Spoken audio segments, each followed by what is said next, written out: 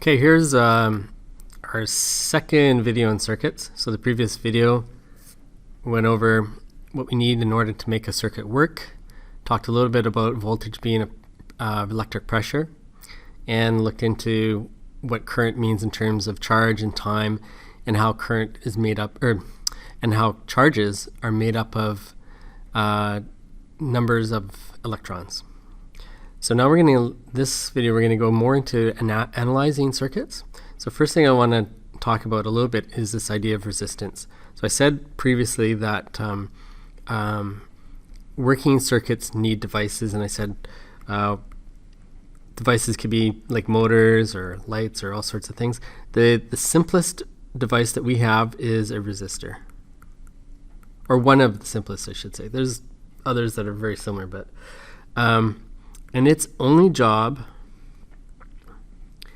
is to slow or reduce the current in a circuit.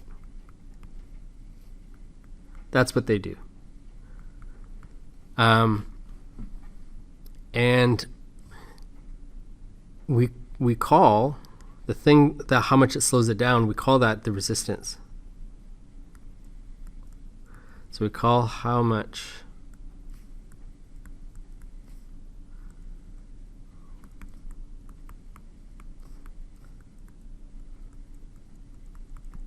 actually I shouldn't say circuit, I'll say current.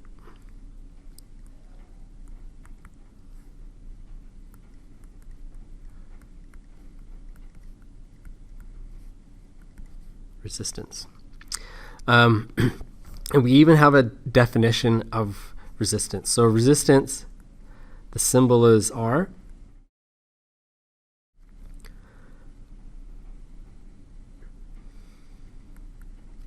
We say that R is voltage per ampere. It's a ratio, or so we say R is V over I. That's a definition of what we call resistance. And this can be rearranged by multiplying both sides by I. That cancels out. So usually how you see this is V equals IR. That's just a rewording of the definition of resistance. And what this basically says is that if we know how much current we want, say we want 2 amps, and we know how much resistance we have, this tells us how much voltage, how much electric pressure is required for that to happen. So let's suppose this was like 3 ohms. So the unit for resistance is, the symbol is a capital omega, and it's called an ohm, named after Mr. Ohm. So let's suppose for whatever reason, we want a circuit that has 2 amps of current, and it's going to go through a device that has 3 ohms of resistance. Therefore, we know that that circuit needs 6 volts of electric pressure or voltage to make that happen. Now, there's a really good chance you've heard of Ohm's law. And this is very similar to the definition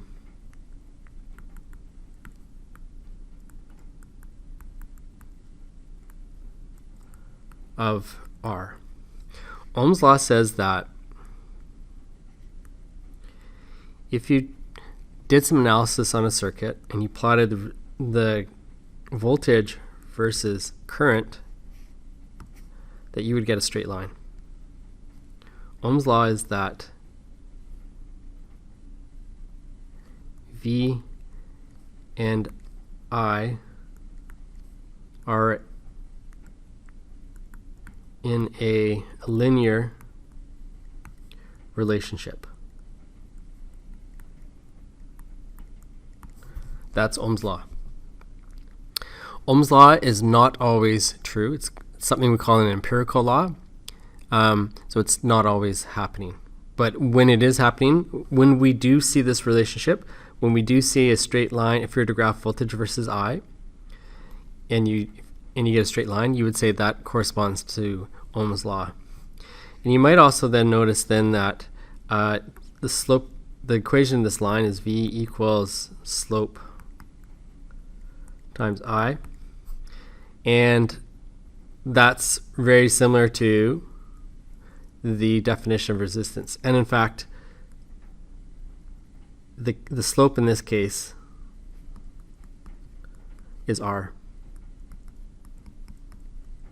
So that's why Ohm's law and the definition of resistance are very, very similar.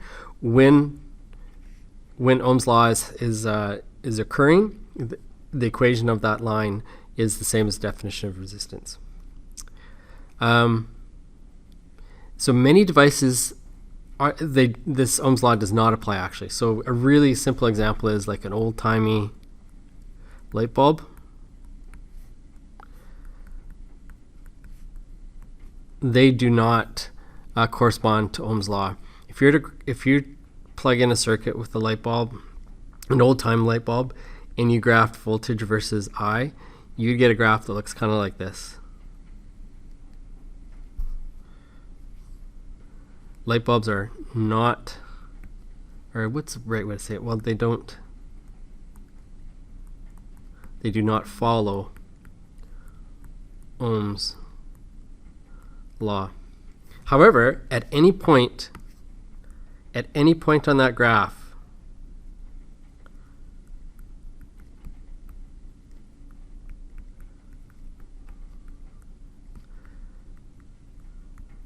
this is still true. So maybe do this like 1, 2, 2.5, or say 2.1. I'm just making up some numbers here. And then we'll call that 1, 2, 3, 4, 5. Okay.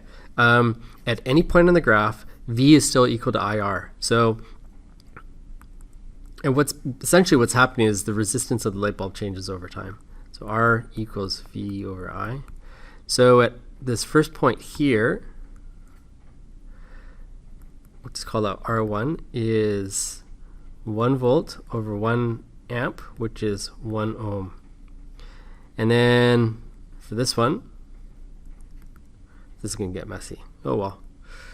This one, we have, I'm just going to call that R2. R2 is 2 over, looks like 3.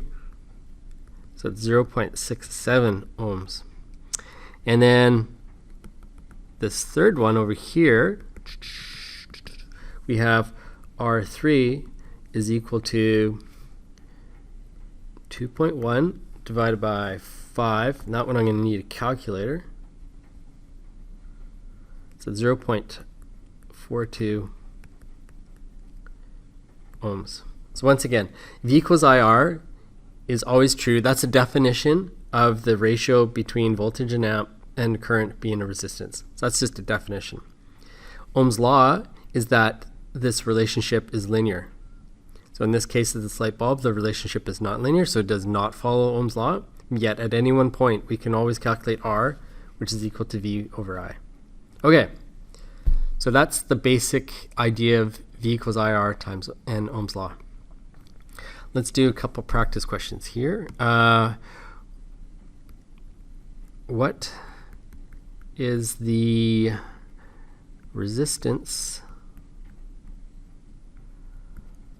of a bulb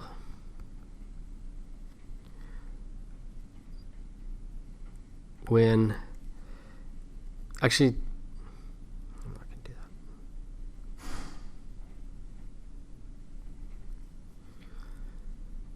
that. Okay, let's go back to that circuit I was drawing in the previous video. So we have a circuit, resistor,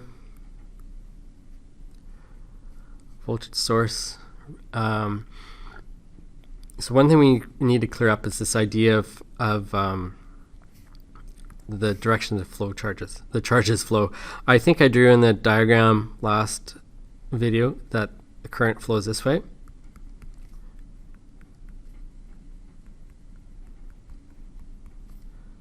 So this is, say, positive 6 volts. This is 0.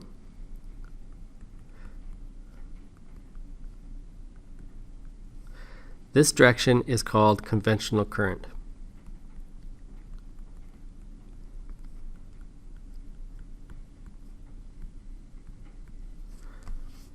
Okay, and so whenever you talk about the current is flowing, blah, blah, blah, this is what we're talking about. We're talking about current flowing from the positive to the negative.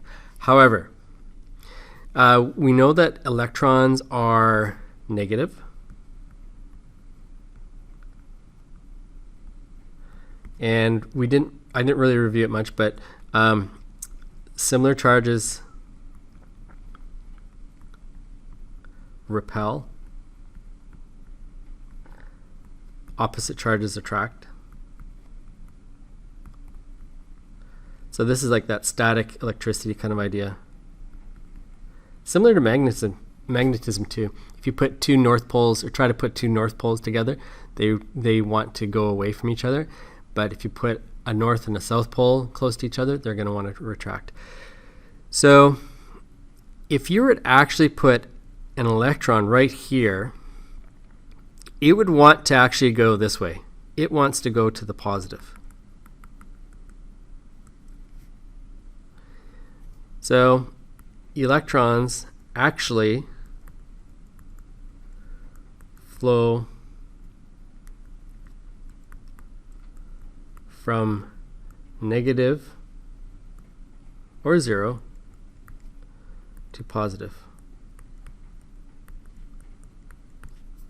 So in fact, when we make a little electric circuit with some wires, the electrons are actually moving excuse me, the electrons are actually moving from the 0 or whatever it is, from the negative to the positive.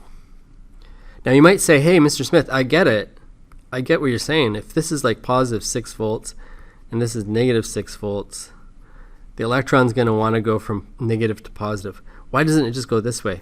That's because of the way batteries are made. If this is your battery, they have like essentially an insulator here,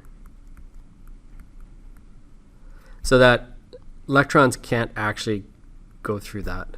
So for the electrons to go from the negative to the positive, they actually have to go through the wire. Okay, so that's so you might also wonder, well, if that's the direction that electrons go, how come why do we use this conventional current? Why do we have this thing flowing from the positive to the 0?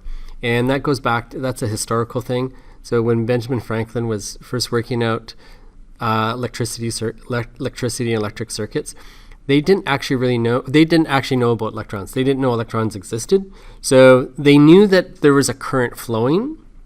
They knew that this current could do things with the voltage. It could light up a light bulb or something like this. And they knew that there was this idea of a charge flowing, but they had no real idea of what that charge was, or this. So I think he just picked a positive and negative and said the flow is going to go from positive to negative, and that's just the way it is. And it's been that way ever since. So let's draw one circuit here.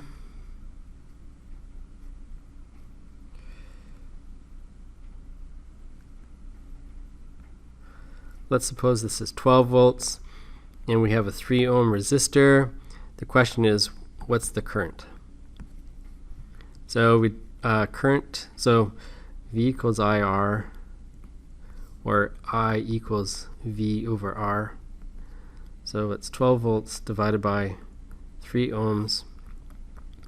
The current will be flowing with a 4-point amps. So the really basic circuits are really easy to analyze. So that's all there is to that.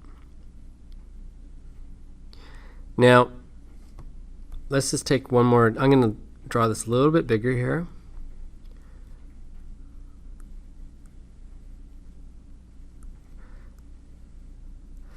So this is 12 volts. This end then is 0 volts. And this is the idea, once again, coming back to this idea that in order for this circuit to have a current, we need a pressure difference. And this is like high pressure. And this is your low pressure. And so the question is, well, if this is 12 volts, if this whole thing is 12 volts,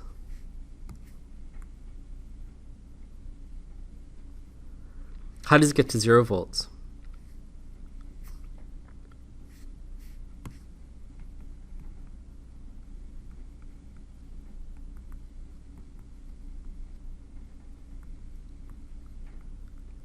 And the answer to that is there's a pressure drop across devices.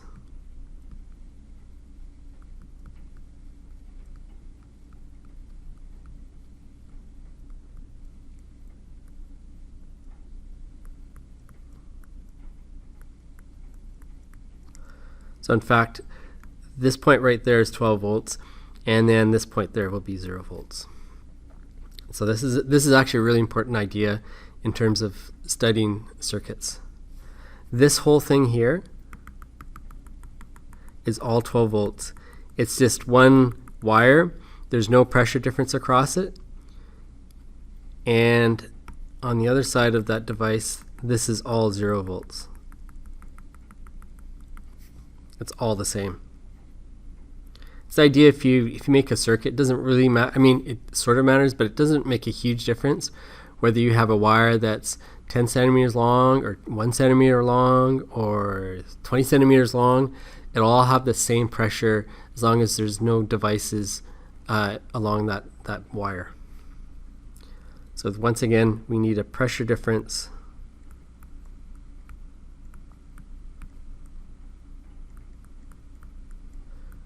for a current. Need.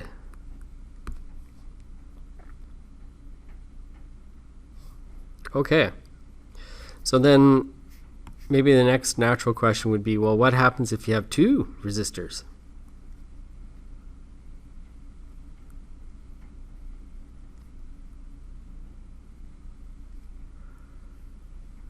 And we can say maybe this is 6 and 0. 6 volts. So this is all one pressure. So right at that point, this is all 6 volts. And we know that this is 0 volts. That's all 0 volts. And this then is something else. This is like somewhere like between 0 and 6 volts. So there's a pressure drop from the green to the red, and another pressure drop from the red to the yellow. And what I'm doing here is I'm color coding a circuit, and this color coding really helps us analyze circuits.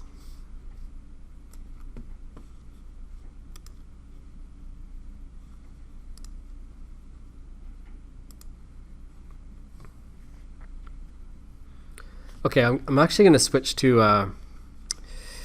the white background. It works much better with the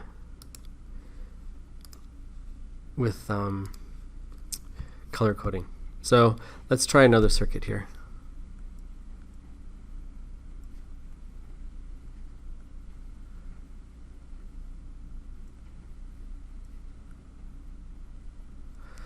So we could say maybe this is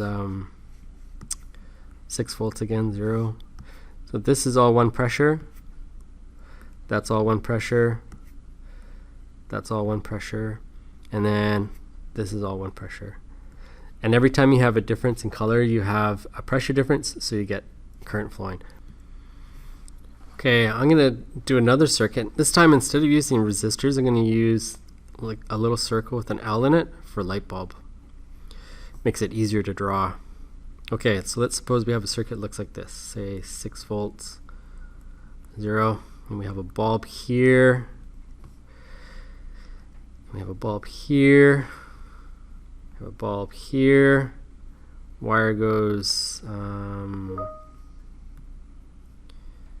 here. Then we have another wire that goes here. And we have a wire that goes like have another L here, and this wire comes to this.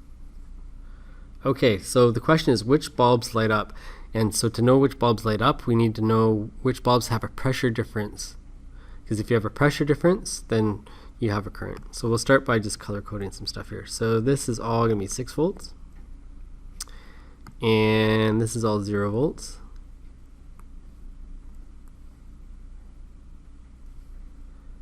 And these ones will be in between. Okay, So yellow to blue, that means it will light up. There's a pressure difference, so that lights up. Yellow to green lights up, pressure difference.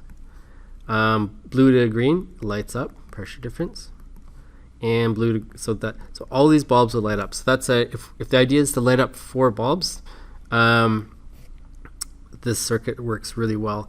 As well, we could kind of figure out that these 2 bulbs will have the same brightness because they have the same pressure difference. Blue to green, it's the same pressure difference. Same with these 2. They'll have the same brightness because they have the same pressure difference. Same pressure difference means it also has the same voltage. Okay, let's try another one here. Let's try